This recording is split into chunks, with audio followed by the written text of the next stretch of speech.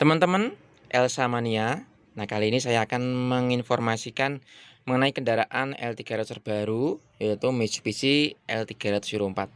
Di mana mobil Mitsubishi ini yang mesinnya sudah teknologi Common Rail, ya, itu merupakan dari adiknya Pajero dengan mesin 4N14. Kalau yang Pajero 4N15, ini adiknya 4N14. Nah, di mana untuk desainnya dari Mitsubishi L300 ini itu hampir sama persis dengan L300 Euro 2 ya. Dari dashboardnya, kemudian tongkat persnelengnya ya. Tongkat persneleng ini enggak berubah ya teman-teman ya, masih sama seperti ini.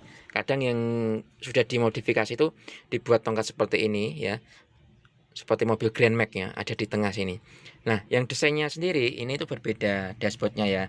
Jadi yang dashboardnya dulu masih manual, masih ada indikator temperatur, indikator solar, kemudian kecepatan. Nah, ini itu ya, ada yang beda teman-teman. Yang beda di sini.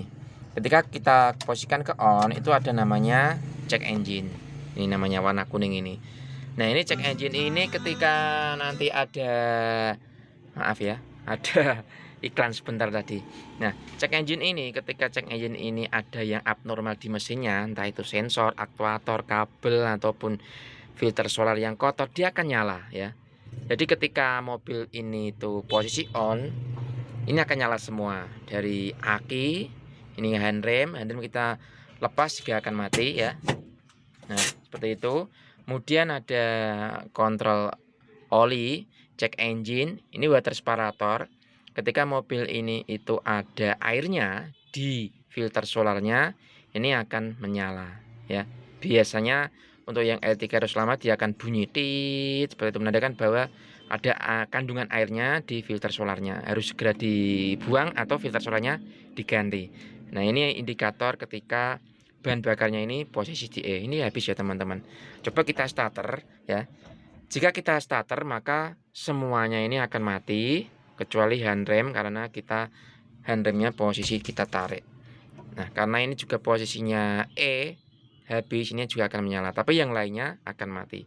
Ketika yang lainnya ini masih ada yang hidup ya, entah itu aki, oli, check engine, nah itu harus segera diperiksa. Kalau dari aki seperti ini mungkin pengisiannya tidak normal, bisa jadi dari fan belnya kendor, mungkin IC-nya ya, IC alternator itu sendiri yang rusak, ataupun brush yang sudah aus. Itu mungkin mobil lama ya teman-teman ya. Kemudian oli nyala ketika engine hidup, itu menandakan bahwa ada tekanan oli yang kurang. Apakah memang pompanya yang bermasalah, pompa oli, switch oli yang bermasalah, ataupun memang aliran olinya berkurang karena ada metal crankshaft yang sudah aus. Nah, check engine ini nyala jika ada sistem elektrikal atau sensor yang rusak. Kemudian ini sudah saya jelaskan tadi, ketika ada air di filter solarnya, segera langsung lakukan perbaikan. Coba kita langsung nyalakan ya teman-teman ya. Oh ya, untuk tampilan odometernya ini sudah digital, jadi nggak bisa lagi kita ungkret ya. Mungkin bisa ungkret secara elektrikal, tapi nanti tetap di data ECU mobil ini kilometernya akan terlihat. Jadi kilometer yang di sini dengan yang di ECU akan beda, menandakan bahwa ini sudah di reset untuk menaikkan harga jual ya. Udah lagu lama itu, udah biasa. Coba kita starter. Oke, mati semua ya teman-teman.